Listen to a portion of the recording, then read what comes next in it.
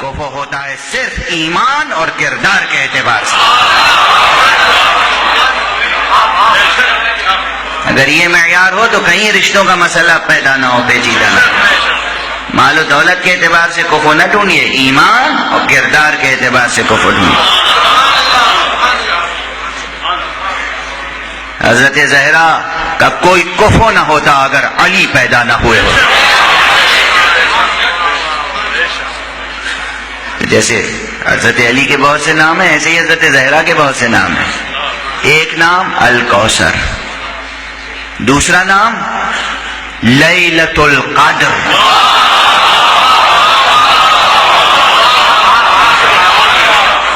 لیلۃ القدر زہرا کا نام ہے، قرآنی نام. انا انزلناہ فی لیلۃ القدر، ہم نے قرآن کو لیلۃ القدر میں نازل کیا ہے.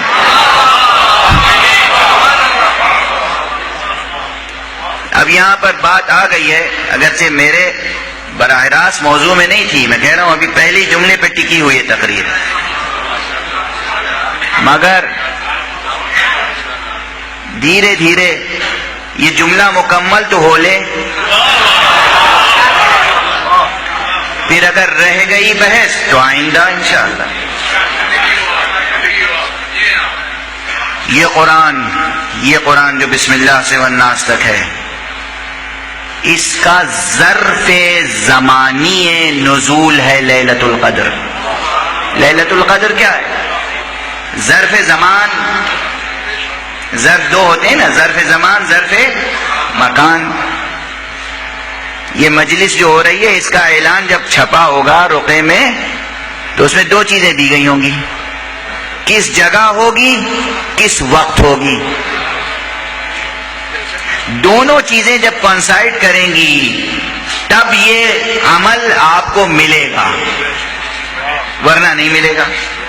اگر لکھا ہوا ہے کہ مثلا 4 صفر کو مجلس عزا 9 بجے شب میں منعقد ہوگی اور آپ 9 بجے شب 3 صفر کو آ جائیں یا 9 بجے شب 5 صفر کو آ جائیں تو مجلس نہیں ملے گی.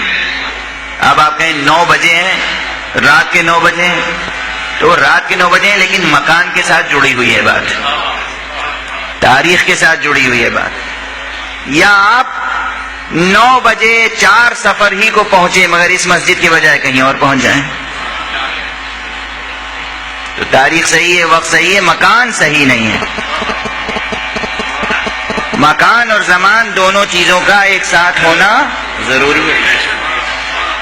اب جناب والا قرآن مجید کے نازل ہونے کے لیے بھی 2 ظرف ہیں، ایک ہے زمان، ایک ہے مکان.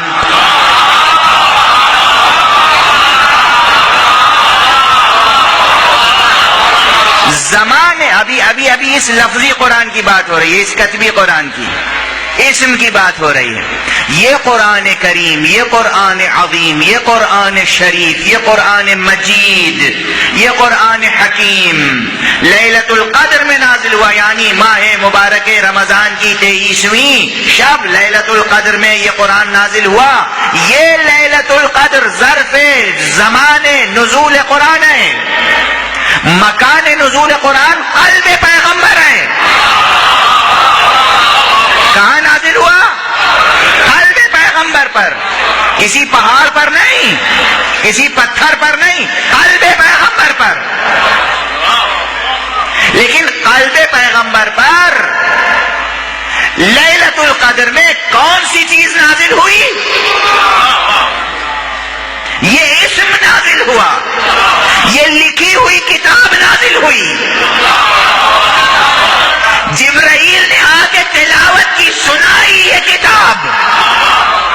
جیسے نام لکھا ہوا ہوتا ہے یا نام کا اعلان ہوتا ہے، جیسے آپ حافظ کو بٹھا کے اور قرآن سنیں، جبرائیل نے قرآن آ کر پیغمبر کو عطا کیا، سنایا رب اکبر کی طرف سے لیلۃ القدر میں.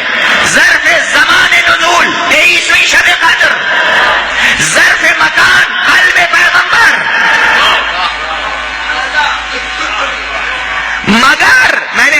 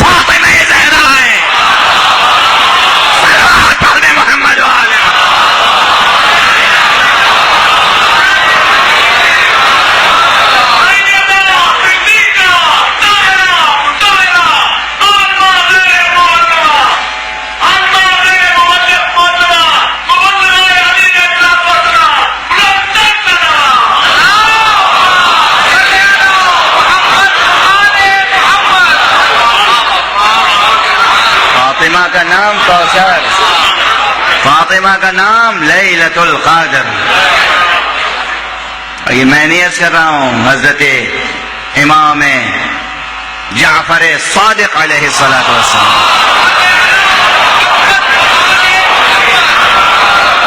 نے فرمایا ہے کہ لیلۃ القدر میری جدہ ماجدہ فاطمہ کا نام ہے. اور اسی لیے قرآن مجید نے کہا ہے انا انزلناہ فی لیلۃ القدر، کہہ دینا کافی تھا. ہم نے قرآن کو لیلۃ القدر میں نازل کیا. پھر کہا وما ادراک ما لیلۃ القدر، تمہیں کیا پتا کہ لیلۃ القدر کیا ہے؟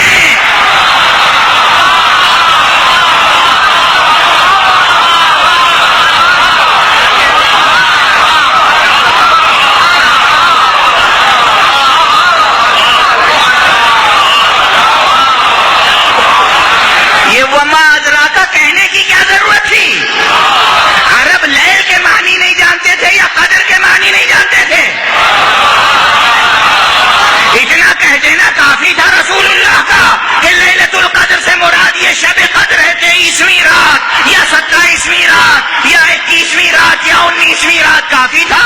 انا انزلناہ فی لیلۃ القدر، خود خالق حیرت انسانی میں اضافہ کر رہا ہے، استعجاب انسانی میں اضافہ کر رہا ہے کہ ہم نے قرآن نازل کیا ہے لیلۃ القدر میں، اور تم کیا جانو کہ لیلۃ القدر کیا.